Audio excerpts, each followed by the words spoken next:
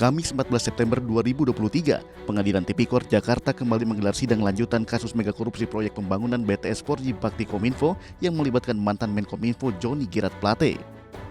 Sebanyak 7 orang saksi dihadirkan jaksa penuntut umum dalam sidang tersebut.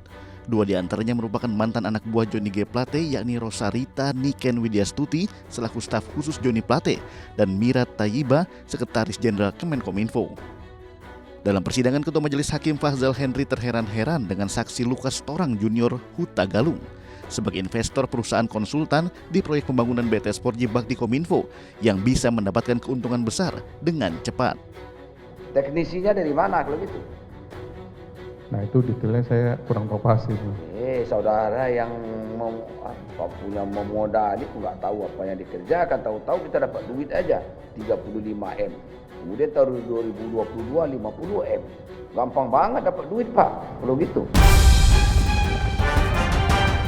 Dapatnya nggak sebesar itu Pak Yang Mulia? Ya investasinya seperti apa, itu yang saya tanya. Saya investasi setor modal di perusahaan untuk modal kerja konsultan untuk bayar tenaga. Modal 3 M, dapat proyek 50 M. Saudara dapat berapa? Saya dapat yang 3,5 M, hampir 3,5 M juga. 3,5 M. Iya. 7 M lah saudara. 3,5 M, modal 3,5 M. Iya. Itu berapa lama Pak? Untuk setahun. Setahun. Iya. Terus tahun 2022 berapa saudara dapat? Saya investasikan kembali dari hasil tahun sebelumnya, jadi saya invest total 5 M. Ya, jadi yang saya dapatkan di tahun 2021 saya investasikan kembali 2022. Saya dapat sekitar hampir 5 M juga. Meski mengaku telah menerima keuntungan hingga mencapai 8, miliar rupiah dan belum mengembalikannya kepada negara, namun hingga kini status hukum Lukas masih sebatas saksi. Saudara terima itu apakah dikembalikan? Kan itu kata saya. Ke saya sudah dikembalikan. Kembalikan ke mana? Maksud saya itu pengembalian investasi buat saya Yang Mulia. Uang saya sudah kembali ke saya. Yang saudara dapat itu Pak, waktu dilakukan penyidikan adakah perintah pengembalian? Oh tidak ada. Tidak ada. Tidak ada. Dalam kesaksiannya, Lukas Torang Junior Huta Galung mengaku bisa terlibat dalam proyek pembangunan BTS 4G Bakti Kominfo karena kenal dengan 3 tersangka. Ini Pak Lukas. Iya Yang Mulia. Tadi saudara pernah saya tanya, saudara kenal dengan apa? Dengan Pak Anang Ahmad Latif. Kenal Yang Mulia. Sudah lama kenal Pak Anang. Kenal sejak 2015. 2015. Saudara sering dalam proyek-proyek di Bakti. Saya kenal Pak Anang pertama kali ketika diperbantukan Bappenas untuk membantu proyek palaparing di Kominfo. Itu pertama kali kenal Pak Anang. Kemudian saya membantu lagi di proyek Satria sebagai konsultan 2019.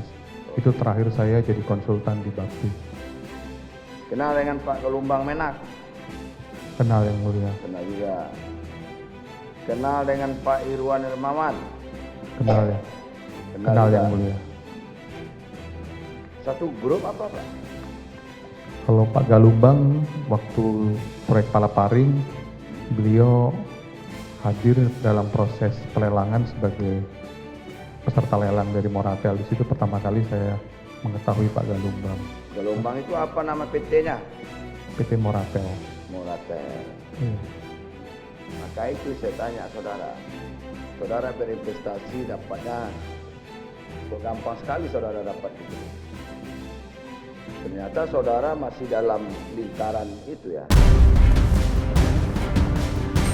Gelombang Menak, Iwan Hermawan, kemudian Anang Ahmad Latif. Betul? Ya, kami teman permainan.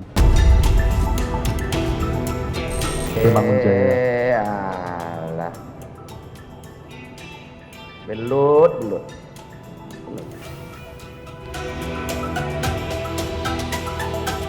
Gurita kasus mega korupsi pembangunan menara BTS 4G Bakti Kominfo di daerah 3T semakin terbuka.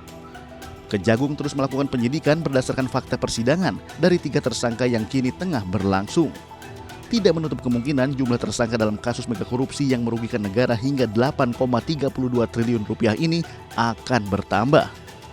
Jadi jangan bilang Anda tidak tahu akan permasalahan ini karena kami sudah memberitahukannya.